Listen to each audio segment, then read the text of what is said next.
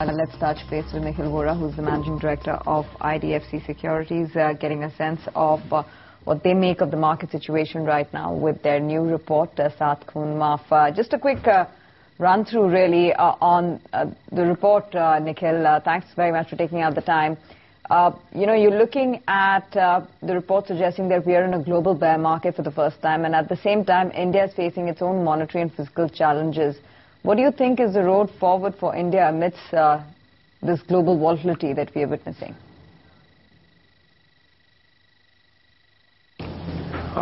Like it's documented in the report, and that's been a thought that we've held right throughout the last 3 to 4 months. I think the interesting part is that while we see carnage across the world, at least as far as expectations of growth are concerned, if not the markets, you've seen markets in India really mellow out in the last year.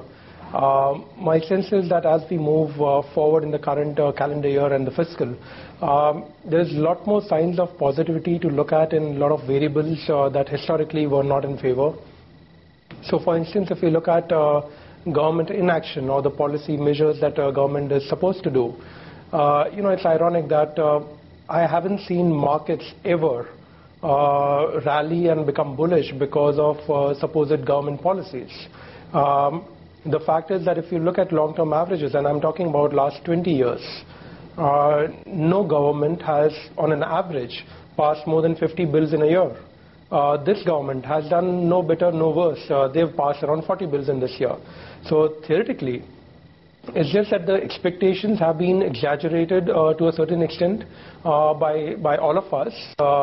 And maybe that's the reason for believing that the government is not moving the needle. Having said that, I think the fact of the matter also is that maybe as you move off from March, you will have literally 9 months to 12 months of time period for the government to create some amount of policy noise. The fact is that if I look at each of these straws and look at some amount of positivity, which I would tend to focus on a lot more, the toughest policy measures have actually passed through all filters. So if you look at FDI in single brand retail, that's literally passed through. You look at digitization, which impacts literally all and sundry in India, that's been passed through without a noise. So you look at FDI in aviation, that's being talked through.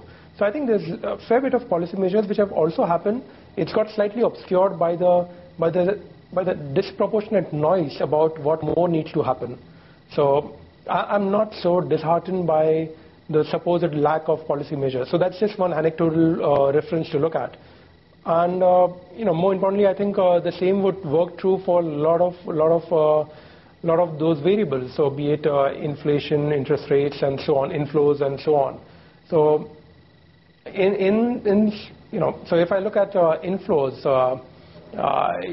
we've seen a negative flow last year, and again, this was possibly the only year in the last 11 years that you saw negative inflow, barring 2008, which was an exceptionally bad year. So, and on average, I still believe that we will get around $15 to $20 billion per year, and the first month or so has not proven us wrong.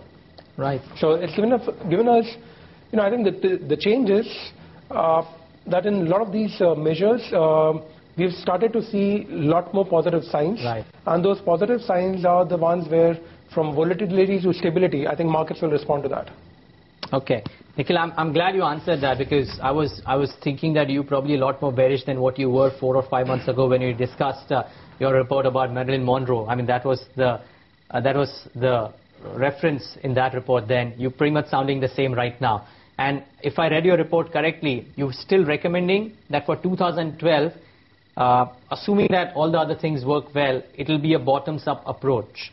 What is it that you find favor with? Because we are no longer at trough valuations for the markets per se, or for some of the beaten now names as well. A lot of these have rallied 40-50% from the lows. The rationale, and this is not really a departure from what we had stated earlier. If you recollect the Marilyn Monroe reference report that we had done, we did even at that point allude to some of these variables and the fact that while the world is falling apart, we think India will still stand out.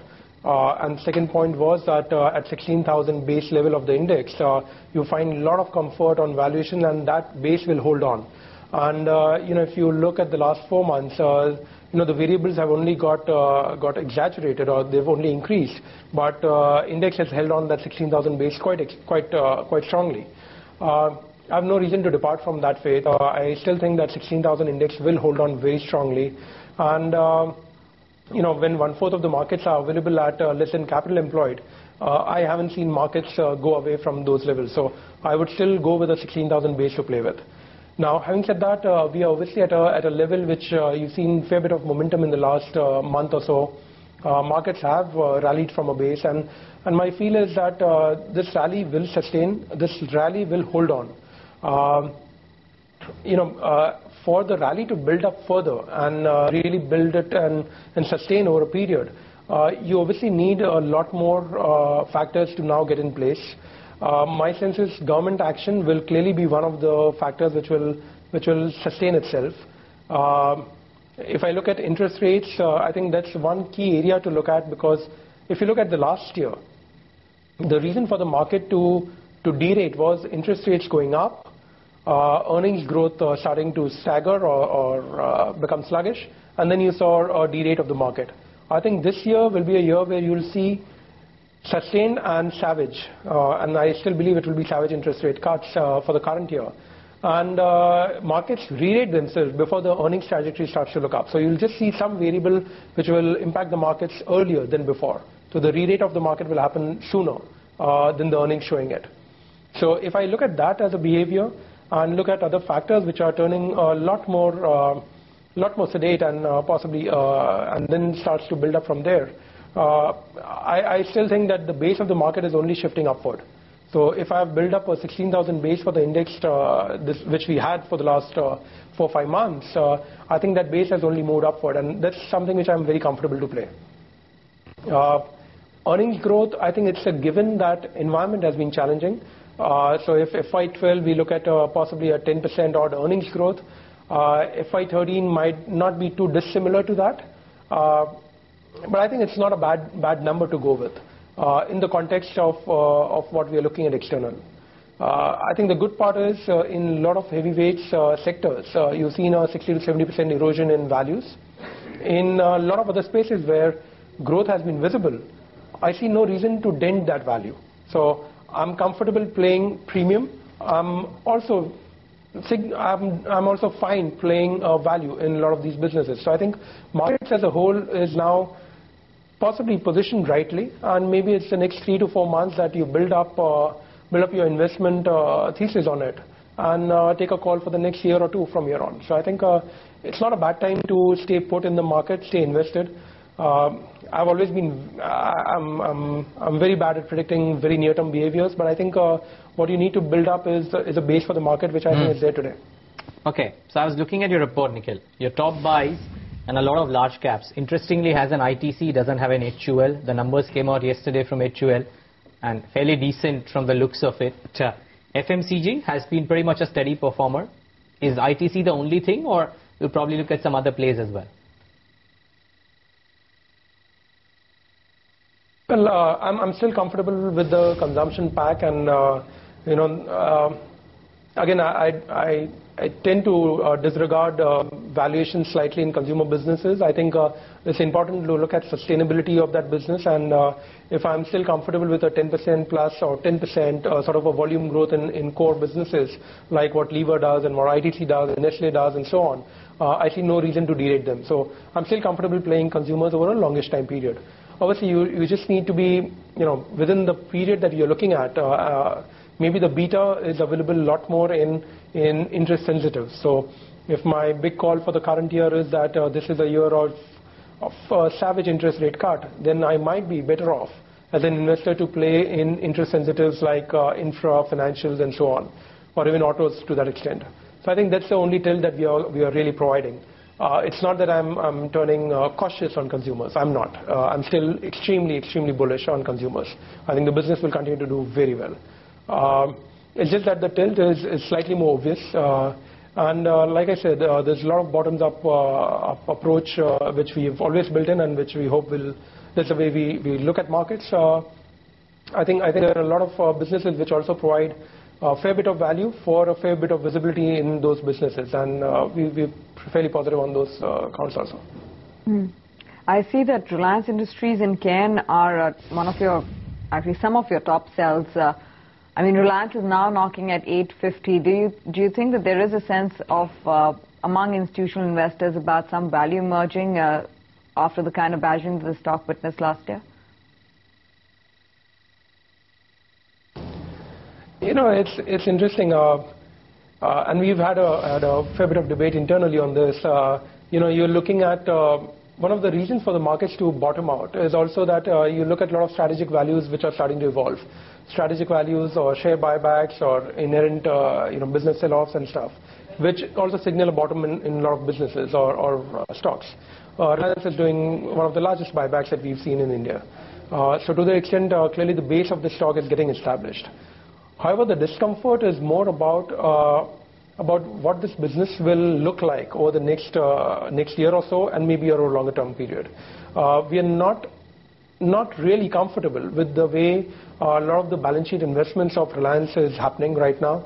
Albeit it's small in the overall context of Reliance balance sheet, but it's still relevant in terms of the direction of that.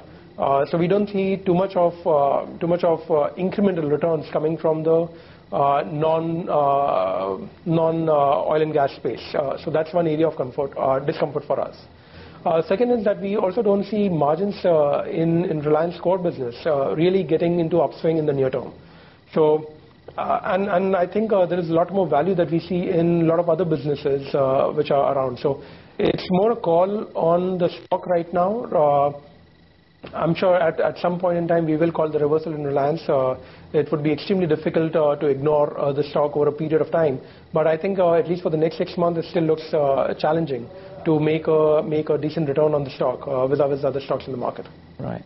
Okay, Nikhil, before we wrap up, really, there are a number of mid-cap ideas as well that you've highlighted in your report. And again, I refer to the same thing, that some of these are not at trough valuations.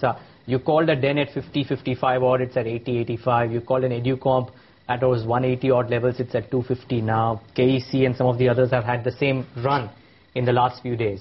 What's the sense going ahead now for some of these names? I mean, there's a Sobha from the real estate space, and a whole host of these mid-cap names. Which is it that you find favor with the most from amongst these names as well? Well, all of them, I wouldn't have put the names. Sure. But, Neeraj, the way to look at it is that we think all these businesses have extremely long legs to walk. I wouldn't call it quits for making a 30-40% return into those stocks, which possibly from bottom most of these stocks have given you 40-50% returns. The idea is that I think in a lot of these businesses we are seeing the worst over. I think the sponsors have understood, and obviously there are grey shades in a lot of these businesses that we look at in mid caps. But I think the sponsors have realized that capital is not available for free. They've learned to live within the balance sheet that they are operating under, and they've still learned to build up extremely credible and high growth businesses. The environment is extremely supportive also. So if I look at Den, for instance, I think it's an extremely supportive environment in which that company and that business functions.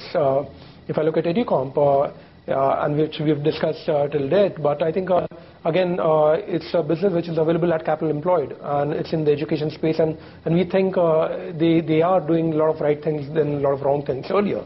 You look at other businesses across, be it your KCs and Havels and so on. I think these are fairly high growth businesses in the areas that they are in.